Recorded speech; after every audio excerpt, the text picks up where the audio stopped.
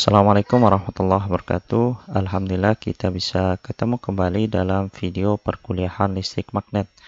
Pada video kali ini kita akan mempelajari tentang medan listrik.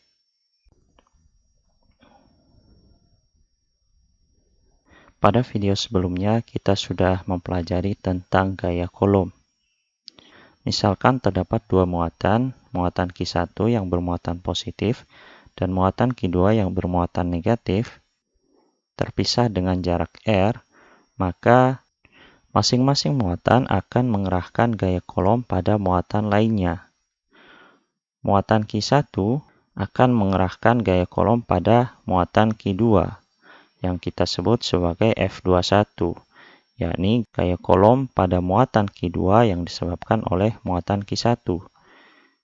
Karena kedua muatan ini berlainan jenis, positif dan negatif, maka muatan Q2 akan tertarik menuju muatan Q1. Demikian pula sebaliknya, muatan Q2 akan menyebabkan gaya Coulomb pada muatan Q1 yang kita sebut sebagai F12, gaya Coulomb pada muatan Q1 yang diakibatkan oleh muatan Q2. Karena kedua muatan berlainan jenis, maka muatan Q1 akan tertarik menuju ke muatan Q2, sehingga arah gaya F12 adalah mendekati muatan Q2. Sekarang muncul pertanyaan, kenapa muatan Q1 dapat menyebabkan gaya pada muatan Q2? Ataupun sebaliknya, kenapa muatan Q2 dapat menyebabkan gaya tarik pada muatan Q1? Padahal kedua muatan ini tidak bersentuhan dan justru terpisah pada jarak R. Inilah yang menjadi pertanyaan mendasar terkait materi yang akan kita pelajari hari ini. Jawabannya adalah karena masing-masing muatan menyebabkan medan listrik di sekitarnya. Jadi, muatan Q1 menyebabkan medan listrik di sekitarnya, sehingga medan listrik inilah yang menyebabkan gaya pada muatan Q2. Demikian pula sebaliknya, muatan Q2 juga menyebabkan medan listrik di sekitarnya, sehingga ketika ada muatan Q1, maka muatan Q1 ini akan mendapatkan gaya akibat medan listrik muatan Q2. Konsep medan listrik ini sama halnya dengan konsep medan gravitasi yang diakibatkan oleh partikel bermassa. Sama halnya dengan partikel bermassa yang menyebabkan medan gravitasi, partikel yang bermuatan juga menyebabkan medan listrik di sekitarnya. Sekarang kita tinjau kembali gaya Coulomb yang disebabkan oleh suatu muatan pada muatan lainnya. Misalkan terdapat dua muatan seperti pada gambar. Muatan yang pertama, Q-aksen, kita sebut ini sebagai muatan sumber. Muatan yang kedua, Q, kita sebut sebagai muatan uji, di mana masing-masing muatan terletak pada vektor posisi R dan vektor posisi R-aksen. Di sini kita akan meninjau gaya Coulomb pada muatan Q yang diakibatkan oleh muatan Q-aksen. Nah, karena kita ingin mencari gaya Coulomb pada muatan Q yang disebabkan oleh muatan Q-aksen, maka kita mencari vektor posisi muatan Q terhadap muatan Q-aksen, yang arahnya adalah dari muatan Q-aksen ke muatan Q. Secara grafis, vektor posisi relatif muatan Q adalah R min R-aksen. Dari sini, kita bisa menghitung gaya Coulomb-nya. Berdasarkan materi yang sudah kita pelajari pada video sebelumnya, gaya Coulomb pada muatan Q dapat kita tuliskan seperti ini. Jika kita keluarkan Q dari persamaan ini, sehingga bentuknya seperti ini, maka kita akan menyisakan persamaan seperti ini. Kita tulis persamaan ini sebagai E. E inilah yang kemudian kita katakan sebagai medan listrik. Muatan sumber Q-aksen menyebabkan medan listrik sebesar E, sehingga mengakibatkan gaya pada muatan Q. Medan listrik yang dihasilkan oleh muatan sumber Q-aksen dapat kita tuliskan seperti ini. Jika kita substitusi R min R aksen dengan R, maka kita peroleh yang ini kita bisa substitusi menjadi vektor R, dan yang ini adalah besar vektor R. Nah, sehingga bentuknya seperti ini. Kemudian kita ingat bahwa vektor satuan itu adalah vektor per panjang vektornya. Sehingga kalau ini kita ambil R, vektor R per R, yang ini akan menyisakan kuadrat, sehingga ini akan menyisakan pangkat 2. Ini adalah beberapa bentuk perumusan dari medan listrik pada suatu posisi R yang diakibatkan oleh muatan sumber Q-aksen. Dari slide sebelumnya, kita sudah mendapatkan bahwa medan listrik yang dihasilkan oleh suatu muatan sumber Q-aksen yang terletak pada vektor posisi R-aksen pada suatu titik P, di mana titik P berada pada suatu vektor posisi R, dapat dinyatakan seperti ini. Untuk sebuah muatan sumber Q-aksen yang bermuatan positif, arah dari medan listrik E akan searah dengan vektor posisi relatif dari titik ini. Bisa kita lihat, arah vektor posisi relatif ke arah sana, medan listrik E-nya juga ke arah sana.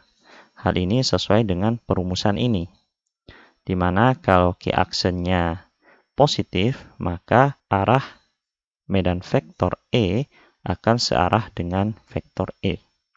Sehingga kalau kita perhatikan, ketika muatan sumbernya adalah muatan positif, arah medan E adalah radial keluar dari muatan positif tersebut. Sehingga bisa kita simpulkan bahwa jika muatan sumber adalah sebuah muatan positif, maka arah dari medan E adalah radial keluar dari muatan tersebut. Sebaliknya, jika muatan sumber adalah negatif, maka arah medan vektor E akan berlawanan dengan arah vektor posisi relatif R. Karena Q-aksennya kalau dia negatif, maka nanti medan vektor E akan searah dengan vektor posisi min R.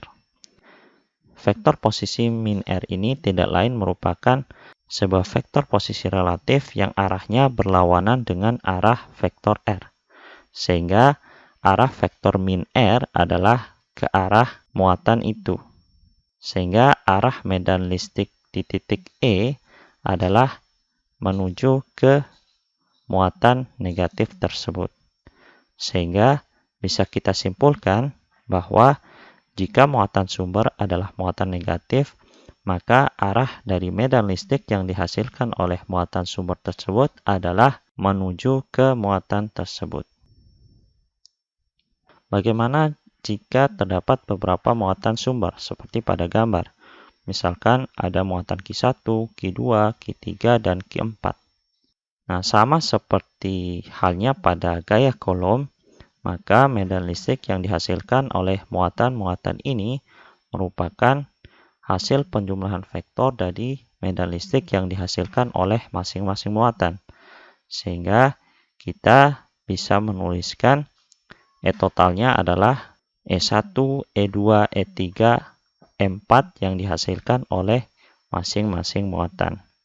Sehingga jika terdapat N muatan sumber, maka kita jumlahkan medan listrik dari N muatan sumber tersebut. Sehingga bisa kita rumuskan seperti ini. Dan ingat, ini adalah penjumlahan vektor. Selain berupa muatan titik, muatan sumber juga bisa berupa muatan kontinu. Muatan kontinu itu adalah muatan yang tersebar dalam benda-benda kontinu.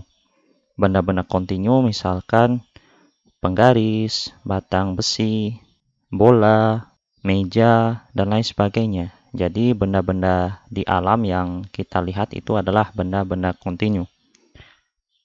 Jadi muatan-muatan tersebut terdistribusi di benda-benda tersebut. Muatan kontinu dapat kita pandang sebagai Muatan kontinu dapat kita pandang sebagai sekumpulan muatan-muatan titik. Namun, muatan-muatan titik ini sangat rapat, sehingga saking rapatnya kita bisa melihatnya sebagai sebuah benda yang utuh. Nah, karena muatan kontinu ini dapat kita pandang sebagai sekumpulan muatan titik yang sangat rapat, maka persamaan medan listriknya dapat kita turunkan dari medan listrik oleh sejumlah muatan titik. Karena muatan sumbernya berupa diskrit, maka tandanya adalah sigma, penjumlahan secara sigma. Namun, karena ini adalah muatan kontinu, maka tanda sigmanya bisa kita ubah menjadi tanda integral. Muatan kontinu ini bisa memiliki beberapa bentuk. Yang pertama, bentuk garis. Bentuk garis ini misalnya seperti kawat yang tipis, itu termasuk bentuk garis. Ataupun kawatnya itu dibuat melingkar, itu masih juga berbentuk garis. Artinya benda itu bisa dipandang sebagai suatu garis. Yang kedua, muatan sumber itu juga bisa berupa sebuah luasan, sebuah permukaan luasan. Misalkan lembaran seng itu berupa sebuah luasan. Kemudian yang ketiga, muatan sumber itu bisa juga berupa sebuah volume, artinya memiliki volume. Misalkan bola itu volume, kemudian silinder itu volume, artinya benda-benda yang memiliki ruang dan muatannya tersebar di benda tersebut, maka kita katakan muatannya berupa muatan volume. Oleh karena itu, medan listrik yang diakibatkan oleh muatan kontinu tergantung dari bentuk dari muatan tersebut. Apakah berupa garis, apakah berupa luasan, permukaan, ataukah berupa sebuah volume. Jika muatan sumbernya berupa muatan garis, di mana kerapatan muatannya adalah lambda. Lambda itu adalah jumlah muatannya dibagi dengan panjangnya. Sehingga bisa kita tuliskan lambda itu adalah dq per dl. Nah, sehingga suku dq ini bisa kita ganti menjadi lambda dl. Ini untuk muatan garis.